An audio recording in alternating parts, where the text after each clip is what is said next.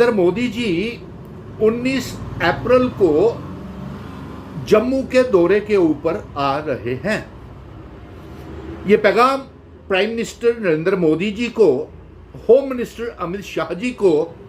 भारतीय जनता पार्टी को और तमाम पॉलिटिकल पार्टीज जिसमें नेशनल कॉन्फ्रेंस, कांग्रेस, पीडीपी, पीपल्स कॉन्फ्रेंस, डॉक्टर फारूक अब्दुल्ला और चीफ मिनिस्टर साहब को भी ये पैगाम है कि 19 अप्रैल को प्राइम मिनिस्टर साहब आप जम्मू कश्मीर के दौरे के ऊपर, रेल के उद्घाटन के ऊपर आ रहे हैं। इससे पहले आप जेड मोड टनल के उद्घाटन के ऊपर आए थे, लेकिन तब भी हमारी सारी उम्मीदों के ऊपर पानी फिर गया था। उससे पहले असेंबली में रेजोल्यूशन पास करके रियासत के दर्जे का रेजोल्यूशन, स्पेशल स्टेटस का रेजोल्यूशन पास करके केंद्र को हमने भेजा, जम्मू कश्मीर की सरकार ने। उसमें भी निराशा हासिल हुई, जेड मोड टनल के उद्घाटन पे भी निराशा हुई, और अब 19 अप्रैल को आप आ रहे हैं, उस आने के ऊपर भी जम्मू कश्मीर के लोगों को कोई उम्मीद, आशा नहीं है। इसी 6 तारीख को, अप्रैल को ही होम मिनिस्टर अमित शाह साहब आए थे अपने 3 दिन के दौरे के ऊपर। 28 भारतीय जनता पार्टी के डोगरा एमएलएस के साथ, पीएमओ मंत्री जतेंद्र सिंह और मेंबर पार्लियामेंट्स के साथ मीटिंग्स करी, और उसी के साथ 4-5 तारीख को चुनी हुई सरकार ने अपने अलायंस पार्टनर्स के साथ भी मीटिंग की। लेकिन अफसोस इस बात का हुआ कि होम मिनिस्टर साहब ने 2 मीटिंगें ली, एक डेवलपमेंट की, एक सिक्योरिटी के ऊपर। डेवलपमेंट की मीटिंग में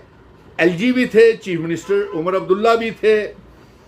टेबल के ऊपर खाना भी खाया गया। जब दूसरी डेवलपमेंट के बाद दूसरी security meeting I,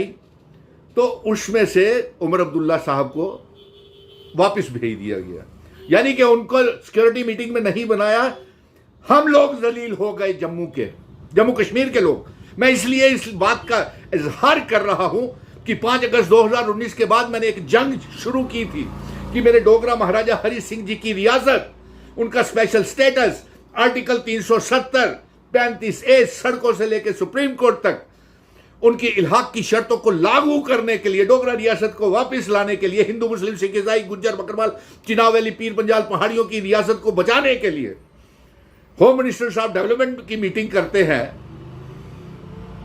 chief minister साहब होते हैं, एलजी साहब भी खाना खाते हैं एक ही टेबल के ऊपर। जब सिक्योरिटी की मीटिंग होती है तो बाय बाय उमर अब्दुल्ला साहब को कर दिया जाता है, और तोहफे में साथ लेके आए या क्या था, वो वक्फ बिल आ गया, और ऐसी लकीर खींच दी उस वक्फ बिल ने, किरण रिजिजू साहब लेके आ गए और टुलिप गार्डन में घूमते घूमते वो जम्मू कश्मीर के लोगों को वक्फ बिल थमा गए, किरण रिजिजू साहब। और उस वक्फ बिल में बदनाम हो गए हमारे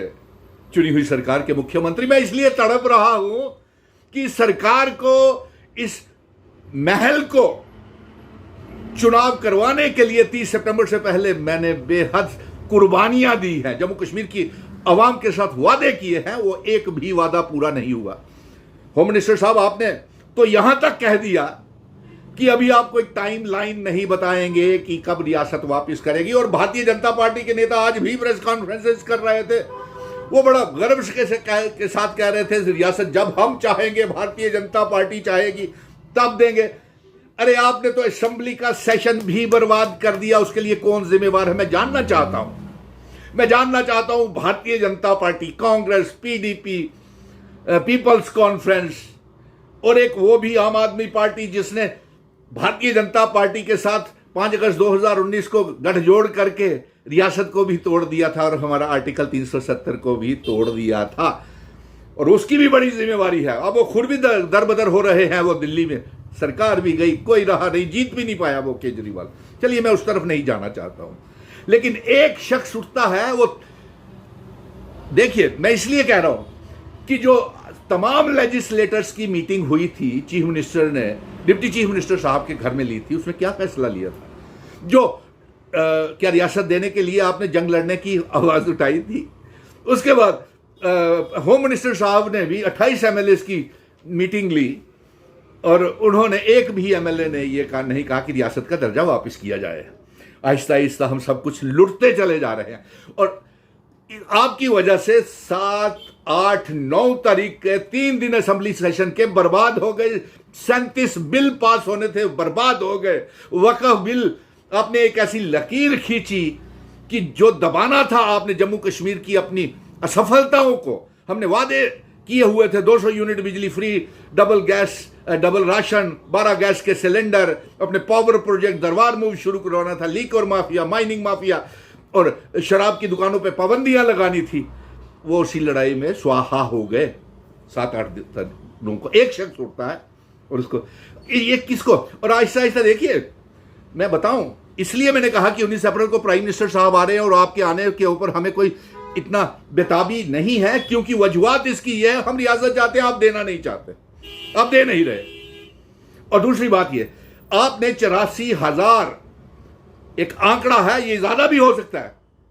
5 लाख एक सर्वे के मुताबिक बाहरी रियासतों के लोग जम्मू में आकर के सेटल हो गए हैं, जमीनें मकान खरीद लिए हैं उन्होंने 2014 के बाद। और अब रीऑर्गेनाइजेशन के बाद 84,000 डोमिसाइल्स यहां पे बाहर के लोगों ने बना लिए हैं। आपने हिंदू मुस्लिम की राजनीति की, जम्मू कश्मीर को लोगों को बांट दिया, एक ऐसी लकीर खींची और वक्फ बिल की वजह से आप नफरतों की दीवारें आपने खड़ी कर दी हमारे दिलों में, अपनी वो छुपाने के लिए, अपने जो हमारे साथ झूठे वादे किए थे वो छुपाने के लिए, रियासत के दर्जे की मांग को छुपाने के लिए, आर्टिकल 370 की मांग को छुपाने के लिए आपने ये ऐसी वक्फ की जंग शुरू करवा दी कि पूरा मुल्क उलझ कर